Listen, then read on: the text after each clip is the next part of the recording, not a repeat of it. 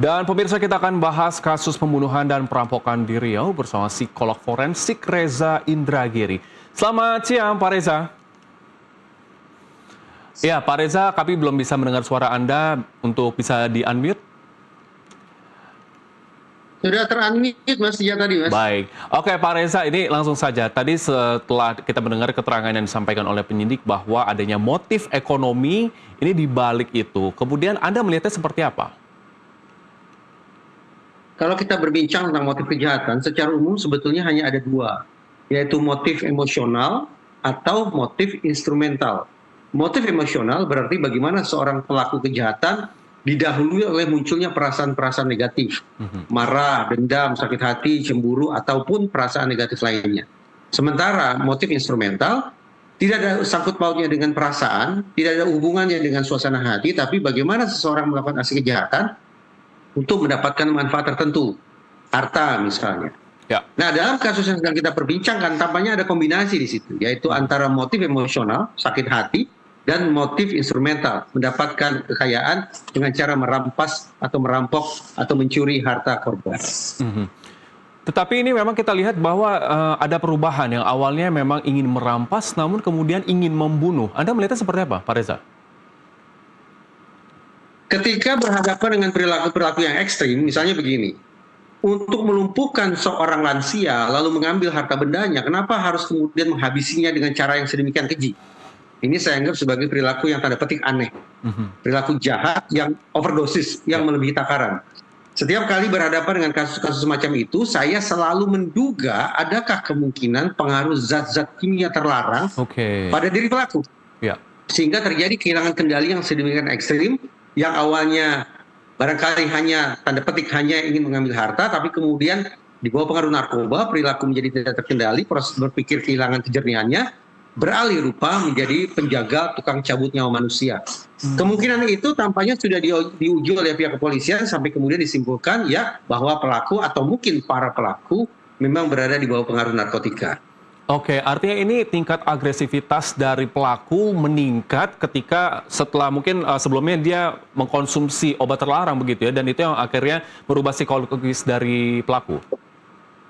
Sudah jamak dilakukan riset tentang hal itu, bahwa nafza jenis tertentu memang bisa melipat gandakan potensi perilaku kekerasan. Sementara jenis-jenis nafza yang lain justru membuat yang bersangkutan mengalami keletihan, withdrawal, mengantuk dan sejenisnya.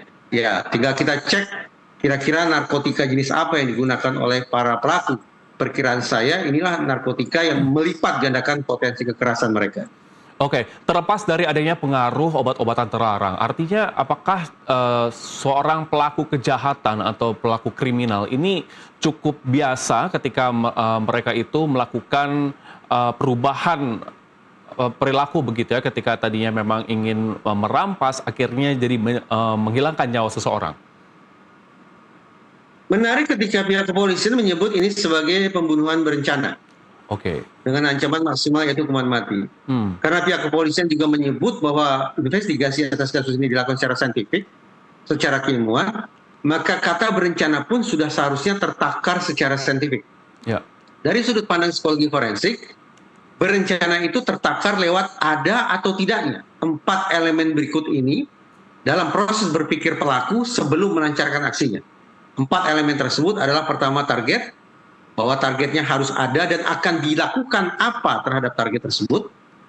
Yang kedua, insentif, manfaat apa sesungguhnya yang diperoleh dengan menjahati korban, entah itu kelegaan secara batin, mendapatkan kekayaan atau lainnya. Yang ketiga, sumber daya, balok kayu, kendaraan bermotor, teman sejawat untuk melakukan aksi kejahatan, itu contoh-contoh sumber daya.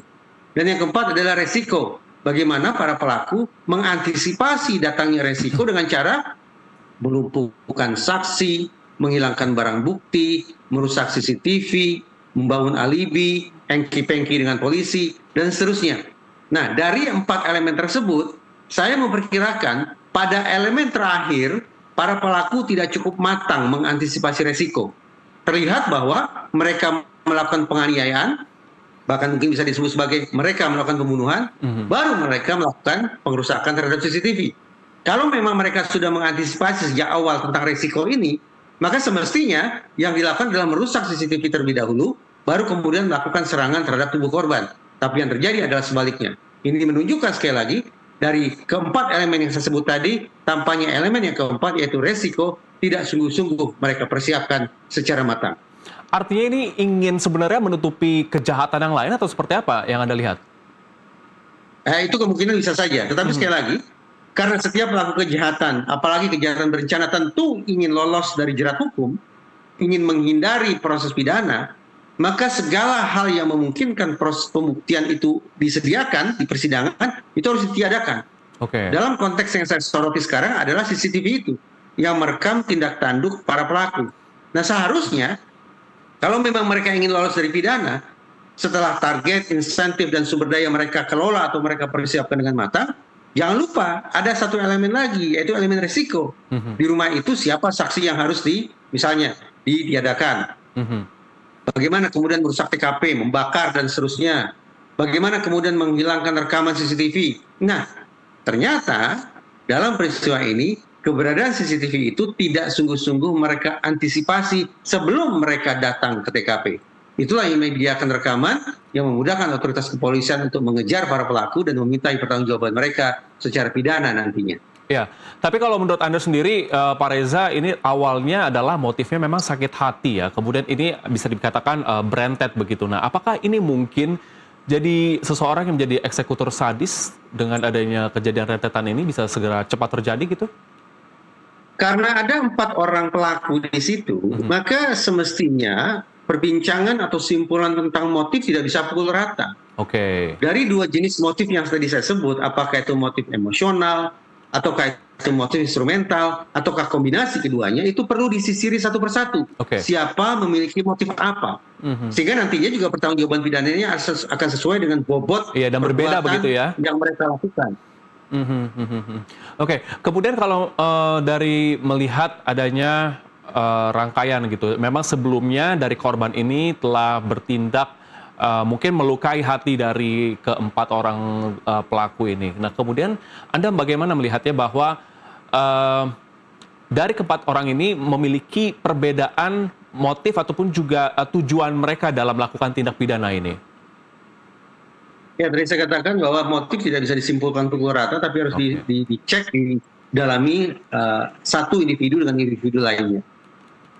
Ini sekaligus memberikan pembelajaran kepada kita bahwa ternyata ketika selama ini kita selalu memberikan nasihat hati-hati terhadap orang asing, waspadai orang tidak dikenal, peristiwa yang menyedihkan sekaligus menakutkan ini menjadi bukti bahwa ternyata orang yang paling potensial menjahati kita ternyata adalah anggota keluarga sendiri. Karena mereka yang tahu persis kondisi kita seperti apa, tingkat pengamanan kita seperti apa, apakah kita terjaga atau tidak, harta kekayaannya disimpan di mana, apakah kita sendirian atau bersama orang lain. Ternyata kondisi diri kita itu bisa dipelajari tanda petik dengan sempurna oleh siapa? Oleh orang dekat. Lebih-lebih orang yang selama ini sudah mengenal kita dengan baik. Dari pihak korban pun muncul kelengahan. Istilahnya adalah hindsight bias. Korban tidak menyangka bahwa ternyata sesama anggota keluarga ternyata justru menjadi mangsa pencabut nyawa. Nah, kesempurnaan ini, baik perhitungan yang ada pada diri pelaku maupun kelengahan yang ada pada diri korban, itu yang menciptakan peristiwa seperti yang sedang kita perbincangkan saat ini. Iya, orang terdekat paling berpotensi untuk melakukan kejahatan, maka dari itu kita juga wajib untuk waspada. Terima kasih untuk dialog kita pada siang hari ini. Pak Reza Indragiri, psikolog forensik dalam waktunya di NTV Today. Sehat selalu. Terima kasih.